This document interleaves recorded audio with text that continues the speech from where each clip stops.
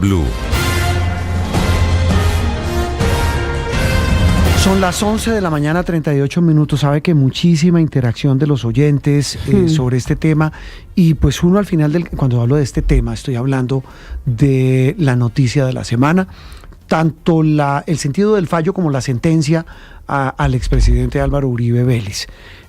Hoy hemos hecho un análisis jurídico extenso, un análisis político extenso, y al final de camino quedamos en las mismas. Sí, le menciono a algunos oyentes que nos están saludando.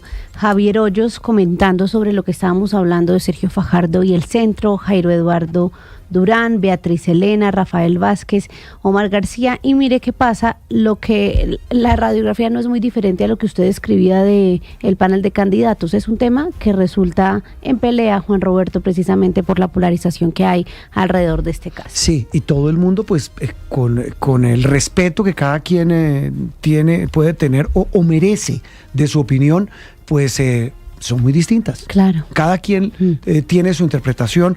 Lo que tratamos aquí siempre es de poner la mayor cantidad de elementos de juicio, y si usted escucha a las personas que han hablado, independientemente de que puedan tener, porque las tienen, sus posturas ideológicas, políticas, pues todo el mundo trata de poner en contexto lo que hizo Alfonso Gómez Méndez, lo que hizo Andrés Caro y lo que acaba de hacer Pedro Viveros. La idea es tratar de poner todos los elementos sobre la mesa. Alguien dirá, claro que les faltan elementos, ¿por qué no meten a la izquierda? ¿Por qué no meten al centro?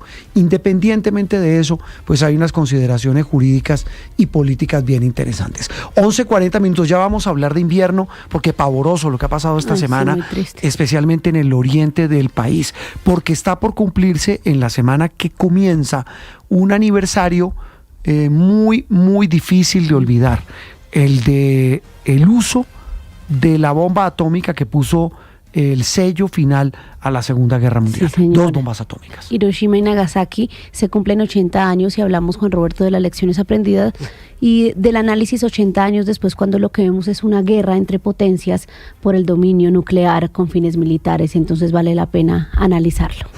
Tiene unas profundas heridas que pues si bien en algunos casos han cicatrizado, en otras no. Andreina, que tiene una crónica de un especial que tendremos desde mañana en Blue Radio y en Noticias Caracol. El 6 y el 9 de agosto de 1945 marcaron un antes y un después en la historia de la humanidad. Las bombas atómicas lanzadas sobre las ciudades japonesas Hiroshima y Nagasaki, únicas detonaciones bélicas de su tipo, causaron de inmediato decenas de miles de muertos y dejaron secuelas que se prolongaron durante décadas: radiación, cáncer y más muerte. En total se calcula que fueron 214.000 las víctimas fatales. Masaki Hironaka es uno de los sobrevivientes.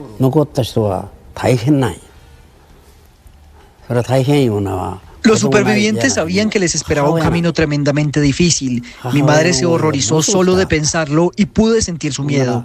En ese momento me invadió la firme determinación de ayudarla y apoyarla a pesar de mi corta edad. El Premio Nobel de la Paz reconoció el año pasado a estas voces, la de los Hibakusha, sobrevivientes de la explosión, quienes convirtieron su testimonio en símbolo de una consigna universal: nunca más. Uno de ellos, Terumi Tanaka, recibió el reconocimiento en nombre del grupo de sobrevivientes Nihon Hidankyo. Así se expresaba en diciembre.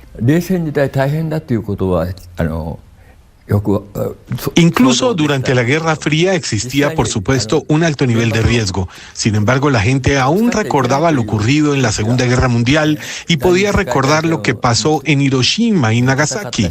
Por lo tanto, hablar directamente sobre el posible uso de armas nucleares era algo que la gente no hacía, aún teniendo este recuerdo tan presente. Pasados 80 años de aquella barbarie, el estruendo de las bombas parece desvanecerse, así como la voz de alerta de los Hibakusha. Y es que hace tan solo unos días se escribió un nuevo y escalofriante capítulo en la historia del poder nuclear con fines militares. Cuando en junio Israel atacó instalaciones nucleares en Irán, asegurando que la República Islámica ya estaba muy cerca de crear armas atómicas. Atacamos el corazón del programa de desarrollo de armas nucleares de Irán. Estados Unidos respaldó a Israel, se unió a la campaña y dio la estocada con el ataque a la planta de Fordow. Teherán, que ha negado sistemáticamente que su propósito sea crear armas nucleares, decidió dejar de cooperar con el Organismo Internacional de Energía Atómica, el llamado a vigilar que los usos de esta energía sean pacíficos. ¿Ha olvidado el mundo las lecciones fundamentales de Hiroshima y Nagasaki? ¿Estamos ante una nueva carrera armamentística atómica? Lamentablemente no es descabellado pensarlo. Pero hay varias potencias que están modernizando, expandiendo los arsenales nucleares, así como al mismo tiempo se están debilitando los mecanismos de verificación. Para citarte unos 3 ejemplos, en 2025, en el año actual, existen alrededor de unas 12.000 cabezas nucleares en el mundo. 9.000 están en los arsenales militares, en los depósitos, y hay alrededor de 4.000 desplegadas permanentemente. En marzo de 2024, la ONU ya advertía de un nivel de amenaza nuclear no visto en décadas. Las tensiones geopolíticas y la desconfianza han elevado el riesgo de una guerra nuclear a su nivel más alto en décadas. El reloj del juicio final avanza con tanta fuerza que todos lo oyen. Durante la Guerra Fría, la doctrina de la disuasión nuclear mantuvo un equilibrio tácito entre las grandes potencias. Esta doctrina sostiene que si 2 rivales tienen la capacidad de dar un segundo golpe nuclear creíble, cualquier guerra nuclear sería suicida para ambos, y por eso es que nadie cruza el umbral. Hasta ahora, entre las grandes potencias de la Guerra Fría anterior, pues resultó efectiva. El Tratado de No Proliferación Nuclear, TNP, firmado en 1968, se convirtió en la piedra angular de la arquitectura nuclear global. Este intenta equilibrar las preocupaciones de seguridad y las intenciones de desarrollo pacífico de la energía nuclear. Así, a los 5 países que poseían armas nucleares al momento de la firma, Estados Unidos, la antigua Unión Soviética, China, Francia y Gran Bretaña, se les permitió conservarlas a cambio de comprometerse a reducir sus arsenales.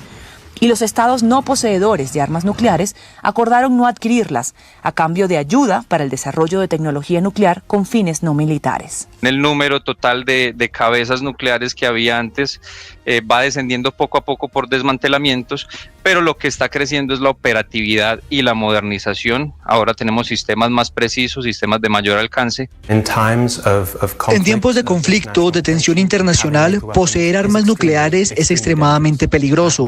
Desconocemos con exactitud. Nadie sabe los cálculos que pasan por la mente de líderes como Putin en materia de armas nucleares. Se sabe que 9 países poseen armas nucleares. Según el Instituto Internacional de Investigación para la Paz de Estocolmo, CIPRI, Rusia tiene la mayor cantidad de ojivas nucleares, 5.459, seguido de Estados Unidos con 5.177. Entre los dos tienen casi el 90% del arsenal nuclear mundial. Después están China, Francia, Reino Unido, India, Pakistán y Corea del Norte. Y mientras potencias tradicionales como Estados Unidos, Rusia y China modernizan sus arsenales con ojivas hipersónicas y sistemas de inteligencia artificial, otros países desafían abiertamente las normas internacionales. Corea del Norte se retiró del Tratado de No Proliferación en 2003, no permite vigilancia alguna sobre su programa nuclear y es el único país que ha realizado pruebas nucleares en terreno en este siglo. La disuasión nuclear para el régimen de Corea del Norte es central para el sostenimiento del régimen, porque ese paraguas nuclear es pues lo que impide que, digamos, los países que les son hostiles pues puedan hacer escaladas convencionales que lleven a un derrocamiento. Se cree ampliamente que Israel posee alrededor de 90 ojivas nucleares, aunque nunca lo ha confirmado, pues este país, al igual que India y Pakistán, no es signatario del Tratado de No Proliferación Nuclear, el consenso internacional que dicta que los estados deben alejarse de producir armas atómicas. A diferencia de la bipolaridad de la Guerra Fría, el escenario actual es múltiple y volátil. En este complejo panorama, Hiroshima y Nagasaki, símbolos de la capacidad humana de autodestrucción, son un recordatorio necesario del peligroso e impredecible camino del rearme nuclear. Aquí en Sala de Prensa Blue se lo contamos de una manera